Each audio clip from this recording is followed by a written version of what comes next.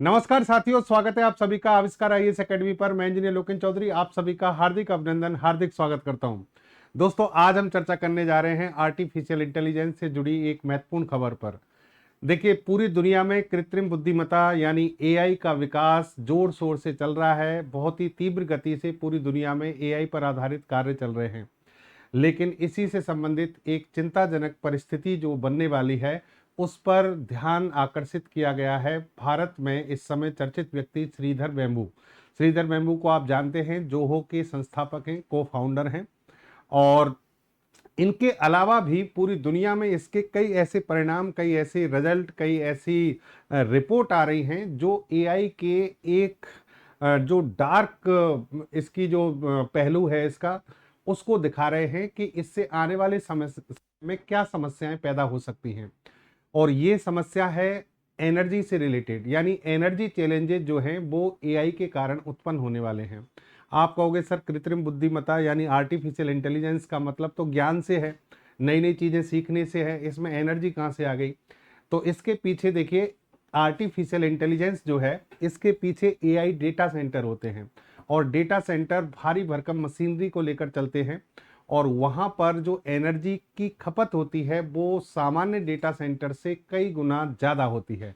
तो आज का हमारा पूरा सेशन इसी पर आधारित है। आज आपको इसका कुछ तकनीकी पहलू हम बताएंगे कि किस तरीके से एनर्जी चैलेंजेज आने वाले हैं एआई के कारण। और यहाँ ये रिपोर्ट्स ये बता रही हैं कि एआई डेटा सेंटर के लिए दुनिया के मैक्सिमम कंट्रीज जो है वो तैयार नहीं है अभी। और भारत के लिए तो यहाँ चेतावनी दे दी है कि भारत के लिए एआई का इस तरीके से बढ़ना, एआई की रेस में शामिल हो जाना विनाशकारी हो सकता है, यानी बहुत ज्यादा खतरनाक हो सकता है। तो इसको समझिए, पूरे सेशन में हम इस पर ही बात आज करने जा रहे हैं। देखिए, खबर क्या है, समझना ध्यान से। खबर है, जोहो फाउंडर श्रीधर वेम्बू, जोहो के जो फाउंडर है श्रीधर वेम्बू, वो कह रहे हैं AI warning, it is extra ordinary energy inefficient. यानी ये जो एआई का जो डेवलपमेंट है, ये एआई जो कार्य जिस तरीके से कर रहा है वो एनर्जी इनएफिशिएंट है, एनर्जी के रूप में दक्षता पूर्वक कार्य नहीं हो पाएगा इसमें। Zoho Sridhar Vembu tells India can not afford the electricity bill for AI, यानी भारत इलेक्ट्रिसिटी बिल को एफोर्ड नहीं कर पाएगा एआई के लिए। और यहां देखिए आप, इकोनॉमिक्स टाइम्स में इन्हीं के हवाले से खबर छपी है, 60% इलेक्ट्रिसिटी बिल हाइक, यानी जो बिजली का बिल है आम आदमी की बात करें हम तो 60% तक उसमें वृद्धि हो सकती है। इलेक्ट्रिसिटी बिल में 60% तक हाइक आ सकता है। Zoho Sridhar Vembu warned that mad rush to lead AI race could be catastrophic for country like India। Bharat जैसे देश के लिए एआई की जो ये दौड़ है, जो अंधी दौड़ है, वह विनाशकारी हो सकती है। यानी ये कह रहे हैं कि भारत इसके लिए अभी तैयार नहीं है। तो क्या हम एआई का डेवलपमेंट रोक दें अगर हम तैयार नहीं हैं? या फिर जो ये बात कह रहे हैं एनर्जी इनएफिशिएंट की बात कर रहे हैं, तो उसको एनर्जी इफिशिएंट कैसे बनाया जाए? ये सारी चीजों पर यहाँ गौर करने वाली बात है। और इसी पर ये यहाँ पॉइंट आउट कर रहे हैं कि भाई आपको कैसे काम करना होगा। देखिए, ये कह रहे हैं कि इलेक्ट्रिसिटी बिल, इन्होंने एक ट्वीट किया है, electricity bill up to 60% since 2023, यानी 2023 से इलेक्ट्रिसिटी बिल 60% हाइक पर आ गया है। In Athens Georgia US due to new AI data centre demand for electricity, यानी जो ये 60% हाइक आया है वो कहां पर आया है? एथेंस और जॉर्जिया में, यूएस में। किसके कारण आया है? एआई डेटा सेंटर के कारण। ये खबर तो मतलब ये तो प्रैक्टिकली वहां पर ये चैलेंज तो आ चुका है। अब भारत के लिए अवेयर कर रहे हैं, भारत को बताने की बात कर रहे हैं कि भाई हमारे यहाँ पर ये समस्या आ सकती है, क्योंकि जब वहां आ चुकी है तो हमारे यहाँ भी जिस तरीके से हम एआई को प्रमोट कर रहे हैं, एआई डेटा सेंटर हम बना रहे हैं, तो उसके लिए क्या हम तैयार हैं? One of the under appreciated fact about the current state of the art AI is how extra ordinary energy inefficient it is. यानी ये कितना एक्स्ट्रा ऑर्डिनरी एनर्जी इनएफिशिएंट है, ये आप लोगों को ध्यान देना होगा, इसके बारे में आपने अभी तक सोचा नहीं है। This is a huge issue for India, India के लिए बहुत बड़ा इश्यू होने वाला है। और देखिए एक व्यक्ति हैं निक हवर, ये जो हैं ये कह रहे हैं AI is going to go down as a disaster of colossal scale, my electricity bill in Athens GA is up 60% since 2023। ये व्यक्ति कह रहे हैं कि 24 महीने में 6 बार मेरे बिल में बढ़ोतरी देखी गई है। 2023 से 60% बिल बढ़ गया है और ये एआई डेटा सेंटर के कारण। ये व्यक्ति यूएस के हैं और इनके द्वारा जब इस चीज को उठाया गया है और ऐसे बहुत सारे केस सामने आए तो फिर इस पर चिंता व्यक्त की गई है। अब समझिए यहां पर India's AI growth and energy challenge, यानी एआई की ग्रोथ जैसे जैसे होगी तो एनर्जी के चैलेंज क्या आने वाले हैं, विद्युत ऊर्जा की जो खपत है वो कैसे बढ़ने वाली है, उसके लिए समझिए। देखिए ये कह रहे हैं India's data centre capacity is expected to expand from 1.2 gigawatts in 2024 to nearly 5 gigawatt by 2030। यानी 2024 में हमारे यहां पर जो एआई के लिए यानी डेटा सेंटर जो है उनके लिए जो एनर्जी की रिक्वायरमेंट है वो 1.2 गीगावाट्स है। कब है? 2024 तक। लेकिन ये 2030 तक 5 गीगावाट्स हो जाएगी। एक डेटा सेंटर की बात हो रही है, ठीक है, डेटा सेंटर की बात हो रही है, यानी सॉरी जो इंडिया के जो डेटा सेंटर्स हैं उनकी बात कर रहे हैं हम। Analyst estimate that AI workload alone could consume 40 to 50 terawatts hour of electricity each year by then। यानी ये कह रहे हैं कि प्रत्येक वर्ष 40 से 50 टेरावाट आवर की एनर्जी की रिक्वायरमेंट होगी। किसके कारण? एआई के कारण इतना वर्कलोड बढ़ जाएगा। और इसमें while India is increasing its total power generation capacity to 77 gigawatt, यानी हम जो है हमारी जो कैपेसिटी है वो इतनी है जबकि इसकी डिमांड 40 से 50 टेरावाट पर आवर होने वाली है। अगर हम सब कुछ सही कर लें फिर भी ये कह रहे हैं कि एक साल में 6 टेरावाट आवर एनुअल शॉर्टफॉल आएगा, यानी एक साल में 6 टेरावाट आवर की कमी विद्युत ऊर्जा में फिर भी हमारे पास रहेगी, जबकि हम पूरी कैपेसिटी से बिजली उत्पन्न कर लें तो भी। तो इसका मतलब फिर वो पूर्ति कहां से की जाएगी? आप एआई डेटा सेंटर को चला रहे हो, वहां पर आपको मशीनरी को चलाना है तो एनर्जी देनी पड़ेगी, तो फिर की पूर्ति क्या होगी? उसके रिजल्ट्स क्या होंगे? रिजल्ट ये होंगे कि रीजनल पावर कट्स, यानी जिन क्षेत्रों में डेटा सेंटर लगे हैं वहां पर पावर कट होगी, specially during high demand periods और हीट वेव्स, यानी जब गर्मी के दिन होंगे, हीट वेव का टाइम होगा, और जब हाई डिमांड पीरियड्स यानी जो जिन आवर्स में ज्यादा एनर्जी की वो होती है, बिजली की आवश्यकता होती है, उस समय पर कटौती हो जाएगी। तो कहने का मतलब आम आदमी के लिए यहाँ पर काफी समस्याएं होने वाली हैं। एग्जाम्पल के तौर पर आपको अभी बताया था कि अमेरिका के एथेंस और जॉर्जिया में 2023 से लेकर अब तक 60% बिजली की जो वो है कीमतें हैं वो बढ़ चुकी हैं, और ये सारा कुछ एआई डेटा सेंटर के कारण हुआ है। श्रीधर बेम्बू यहां पर कहते हैं कि आप चाहे एआई के विकास के लिए सारी जीपीयू खरीद लो, सारा, फिर भी हम बिजली का बिल नहीं भर सकते। यानी सब कुछ आप कर लोगे फिर भी बिजली की जो आवश्यकता है वो पूरी नहीं कर पाओगे। हम घर और फैक्ट्रियों को नुकसान नहीं पहुंचा सकते। भाई आप अगर मान लीजिए बिजली की कमी होगी तो इसका इम्पैक्ट सीधा सा कितना किस पर आएगा? आम आदमी के घर पर आएगा, या फिर हमारी जो इंडस्ट्री चल रही है उन पर आएगा। तो इन सभी को आप बिगाड़ने की बजाय आप एआई को ढंग से प्रॉपर तरीके से यूज कीजिए, इसको एनर्जी इफिशिएंट बनाइए। इसके लिए यहाँ पर चर्चाएं की जा रही हैं। ये कह रहे हैं कि अगर 6 टेरावाट पर प्रति घंटे बिजली की कमी का सामना अगर करना पड़ा तो फिर ब्लैकआउट की स्थिति आ सकती है, यानी पूरे भारत में अंधेरा हो सकता है, ब्लैकआउट की सिचुएशन बन सकती है, रीजनल पावर कट्स हो सकते हैं, हीट वेव्स का सामना आपको करना पड़ सकता है। ये सारी चीजें जो हैं, ये समस्याएं इनके कारण उत्पन्न हो सकती हैं। इनका समाधान क्या है? समाधान बता रहे हैं कि समाधान देखिए यहां पर ये कहा जा रहा है कि आप रिन्यूएबल एनर्जी सोर्सेज को जल्दी से बढ़ाइए, क्योंकि एआई का डेवलपमेंट तो आपको करना पड़ेगा, जमाने के साथ चलना पड़ेगा। तो एआई डेटा सेंटर लगाने पड़ेंगे। एआई डेटा सेंटर लगाने पड़ेंगे तो आप जो परंपरागत जो विद्युत ऊर्जा के सोर्स हैं, अभी स्रोत हैं, जैसे कि जल विद्युत ऊर्जा हो गया, या फिर आप तापीय विद्युत ऊर्जा जो कि आप थर्मल पावर से बनाते हैं, उनसे आप देश की जो विद्युत की आवश्यकता है उसकी भी पूर्ति नहीं कर पा रहे हैं, तो एआई डेटा सेंटर्स की पूर्ति कैसे करेंगे? तो उसके लिए क्या करना है, रिन्यूएबल एनर्जी सोर्सेज, गैर परंपरागत ऊर्जा स्रोत पर काम कीजिए और तेजी से करना पड़ेगा, जैसे कि सोलर एनर्जी, विंड एनर्जी, इन सभी को डेवलप करना पड़ेगा।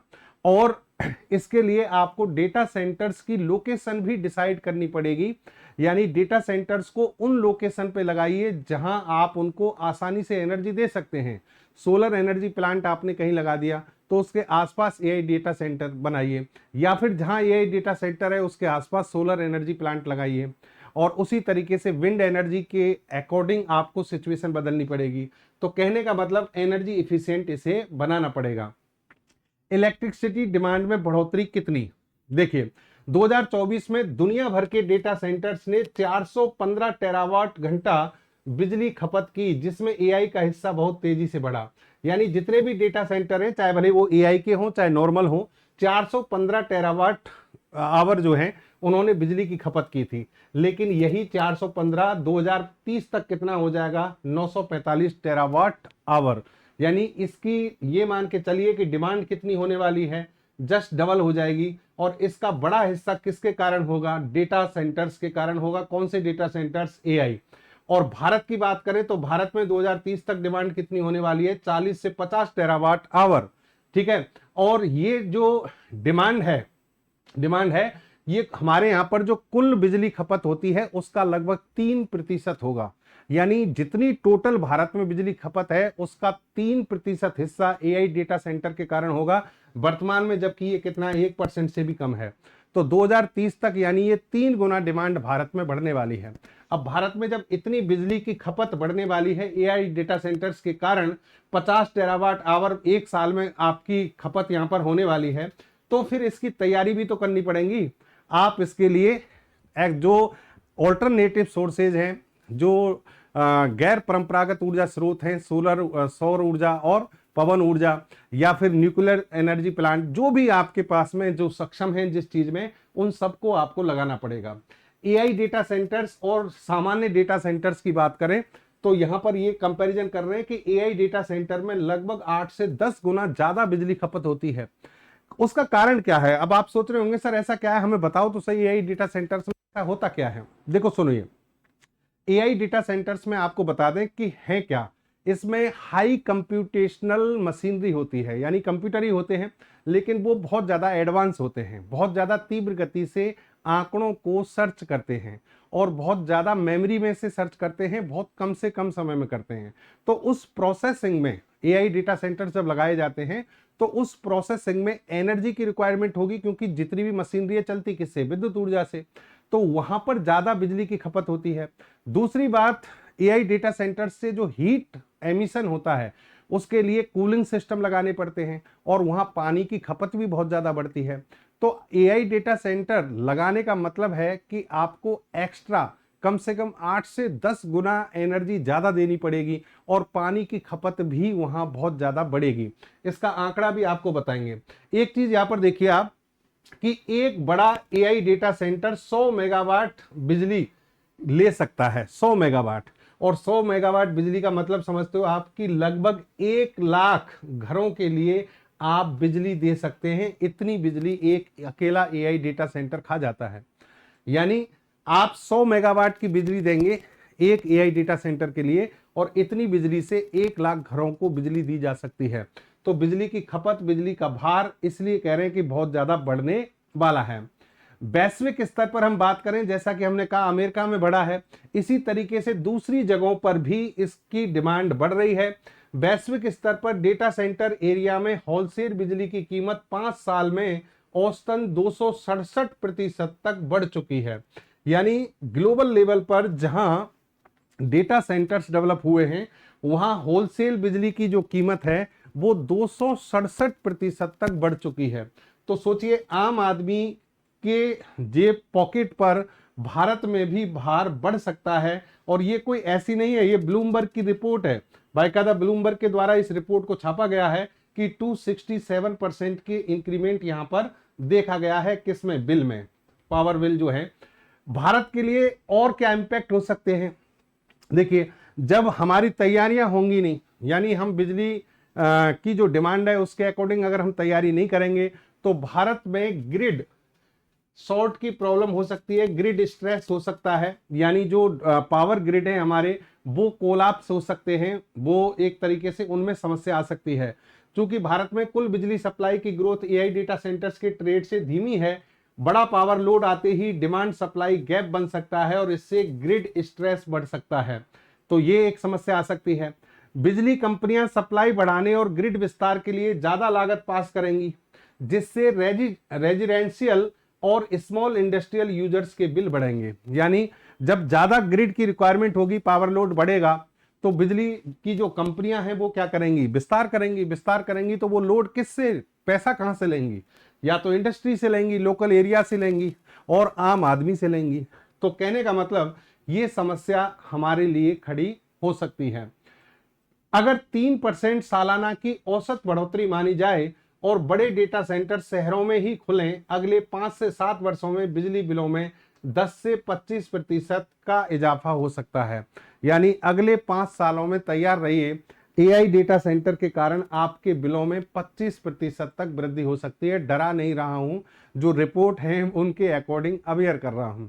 और ये सरकार को भी सोचना पड़ेगा कि साथ साथ हमें एनर्जी को भी ध्यान में रखना है कि एआई डेटा सेंटर बढ़ाने हैं तो उसके लिए एनर्जी कहां से लाएंगे, उसकी व्यवस्था कहां से करेंगे। हालांकि हो सकता है सरकार इसके लिए कार्य कर रही हो, लेकिन अभी तक सामने नहीं आए हैं। यहां पर ये कुछ ग्राफ दिए हुए हैं 2020 में, और इसमें ये दिया हुआ है कि जो इलेक्ट्रिसिटी है, इलेक्ट्रिसिटी, और वो भी किसमें, पर मेगावाट आवर में कितने डॉलर का खर्चा कहां पर आया है। तो इस रिपोर्ट के आधार पर भी ये पता लगता है कि जहां डेटा सेंटर्स हैं वहां पर बिजली की जो कीमतें हैं वो ज्यादा हैं। जैसे कि यहाँ पर $11 ही है, लेकिन यहाँ कोलंबस की हम बात करें तो $17 के आसपास है। ये पर मेगावाट आवर की बात हो रही है, ठीक है, कहीं पर 21 भी है। तो कहने का मतलब डेटा सेंटर्स जहां जहां पर डेवलप हो रहे हैं वहां बिजली की कीमतें बढ़ रही हैं, खपत बढ़ रही है और कीमतें भी बढ़ रही हैं। यहां पर देखिए एक और चीज जो हो के जो श्रीधर बैम्बू है, श्रीधर बैम्बू, और इसके अलावा कुछ कंपनी है, ठीक है, जैसे कि मैकिन्से और अमृता विश्व, ये विश्व एविद्या पीथम और बाहर के ऊर्जा विश्लेषक, ये एनर्जी जो एनालिस्ट है उनकी बात कर रहे हैं हम, भारत को एआई या डेटा सेंटर लाइसेंसिंग और ग्रिड कैपेसिटी और कीमतों में संतुलन को लेकर खुद के लिए विशेष नियम और रणनीति डेवलप करनी पड़ेगी। यानी ये विशेषज्ञ जो है ये कह रहे हैं कि भाई आपको एआई डेटा सेंटर बनाने हैं, उनकी जो लाइसेंस आप दे रहे हो प्रॉपर जगह सेलेक्ट कीजिए, उसमें ध्यान रखिए कि आवश्यक जो चीजें हैं किन पर भार बढ़ सकता है, एनर्जी को ध्यान में रखिए और उसके अकॉर्डिंग संतुलन बनाकर आप इसमें आगे बढ़िए। अब देखो यहां पर जो चैलेंजेज हैं उनमें ये कह रहे हैं कि लॉन्ग टर्म चैलेंजेज क्या हो सकते हैं लंबे समय के लिए, shortage of generation supply, inefficient capacity of grid infrastructure, interconnection policy and tariff. यानी ये तो लंबे समय तक इसके इंपैक्ट हो सकते हैं। शॉर्ट टर्म इंपैक्ट क्या है, stress on power dispatch and reserve scheduling, impact on electricity market and price, ठीक है, यानी आपकी जो पावर का जो शेड्यूल है वो रिजर्व शेड्यूल, उसमें दिक्कत आ सकती है। Impact on electricity market and price, यानी इलेक्ट्रिसिटी का मार्केट और प्राइस दोनों ही डिस्टर्ब हो सकते हैं। और फिर रियल टाइम आपके चैलेंज क्या होंगे, disturbance right through, large and fast power swing and grid stability, power quality issues. यानी यहां कहने का मतलब पावर से संबंधित गुणवत्ता, पावर की जो सप्लाई है, सारी चीजें डिस्टर्ब हो सकती हैं। इसके लिए करें क्या, लॉन्ग टर्म इश्यूज को संभालने के लिए सॉल्यूशन क्या है, को लोकेशन एंड को प्लानिंग। देखिए कहने का मतलब है कि आप जो डेटा सेंटर्स बनाने जा रहे हैं एआई पर आधारित, उसकी एक को प्लानिंग कीजिए, उसके साथ साथ प्लानिंग कीजिए और लोकेशन भी उसकी डिसाइड कीजिए कि कहां पर आप उसमें बिजली की आपूर्ति कर सकते हैं। Accurate AI load forecasting, advance dynamics modelling और tailored demand response, standardization and regulation, नियम कानून के तहत डिमांड के अकॉर्डिंग, और सारी चीजें उन्नत तरीके से आपको करनी पड़ेंगी, तब जाकर आप लॉन्ग टर्म इश्यूज का सॉल्यूशन कर सकते हैं। और यहाँ पर शॉर्ट टर्म जो आपके इश्यूज हैं उसमें कह रहे हैं grid aware operation by leveraging temporal and spatial flexibility, energy aware AI computing and hardware design. कुल मिलाकर बात यह है कि आपको स्मार्ट, इफिशिएंट, एनर्जी इफिशिएंट बनकर काम करना है। और इसी तरीके से यहाँ भी यही करें, एनर्जी और एआई मॉडल जो सिलेक्शन कर रहे हैं उसके अकॉर्डिंग आपको ध्यान में रखकर आगे बढ़ना होगा, तभी कार्य हो पाएगा। भारत में जो 10 से 25% तक राइज हो सकती हैं कीमतें, और शहरी क्षेत्रों में ग्रिड के नजदीक इलाकों में जो इम्पैक्ट होने जा रहा है उस पर भी आपको विशेष नीति, टेक्नोलॉजी और सप्लाई चेन में सुधार करना पड़ेगा, यहां पर ये बात कही जा रही है। ठीक है, दूसरी बात दोस्तों यहां पर समझना कि ये चीजें हमें भी समझनी होंगी, आम उपभोक्ता को। हम सभी लोग एआई का उपयोग करते हैं। एक बहुत ही शानदार एग्जांपल आपको बताता हूं कि एआई में एक छोटी सी चीज अगर आप सर्च करते हैं, एक छोटा सा डेटा भी अगर एआई जो आपके टूल्स हैं उनको देते हैं, तो उससे एनर्जी पर कितना प्रभाव होता है समझना। जैसे कि मान लीजिए हमारे जो, जैसे हम इंडियंस की बात करें या कहीं भी बाकी के लोग भी इस चीज़ को फॉलो करते हैं कि हम जैसे मान लीजिए चैट जीपीटी, परप्लेक्सिटी एआई या दूसरा कोई भी चैटबॉट जो है टूल्स हैं, उनसे हम जब कोई चीज़ सर्च करते तो पहले हम हाय हेलो करते हैं। फिर हमारे संस्कार ये भी है कि वो जब हमें जवाब दे देता है तो उसके बाद हम उसको थैंक यू बोलते हैं, या फिर कहीं हमें गलती हो जाए तो उसके लिए सॉरी बोलते हैं। लेकिन देखिए वो एक मशीन है, वो एक आर्टिफिशियल इंटेलिजेंस पर आधारित मशीन है। आपके थैंक यू, सॉरी का उस पर कोई इम्पैक्ट नहीं होने वाला।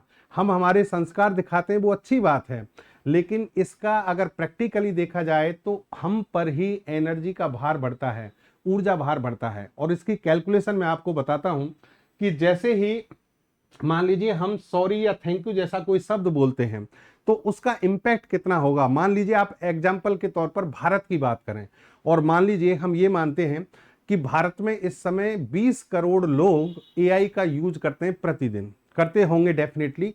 1.5 अरब के आसपास हमारी पॉपुलेशन है, तो 20 करोड़ उपभोक्ता तो एआई का उपयोग कर ही रहे हैं। ठीक है, अब समझना ध्यान से, यूजर कितने हैं? 20 करोड़ यानी 200 मिलियन। हर यूजर रोज मान लीजिए एक छोटा सा मैसेज थैंक यू या सॉरी भेजता है। अब ये जैसे आप थैंक यू या सॉरी भेजोगे, उस मशीनरी को क्या करना पड़ेगा? एआई चैटबॉट जो है उस मैसेज को भेजेगा डेटा सेंटर पर। डेटा सेंटर पर सारी सर्चिंग होगी, सारी मशीनरी काम करेगी, उसमें एनर्जी की खपत होगी, और फिर उसमें हीट जो निकल रही है उसके लिए, कूलिंग के लिए पानी की खपत भी होगी। कितना प्रभाव पड़ता है समझना।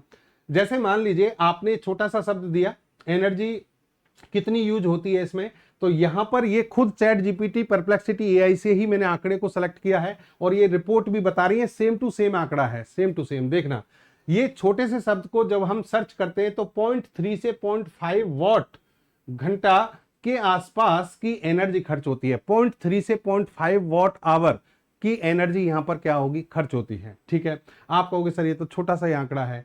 ये छोटा सा आंकड़ा इतना है कि इससे एक एलईडी बल्ब 30 सेकंड तक जलाया जा सकता है। 0.3 0.5 वाट आवर से 30 सेकंड तक एलईडी बल्ब जलाया जा सकता है। ठीक है, अब आगे की बात करें, पानी की खपत कितनी हुई?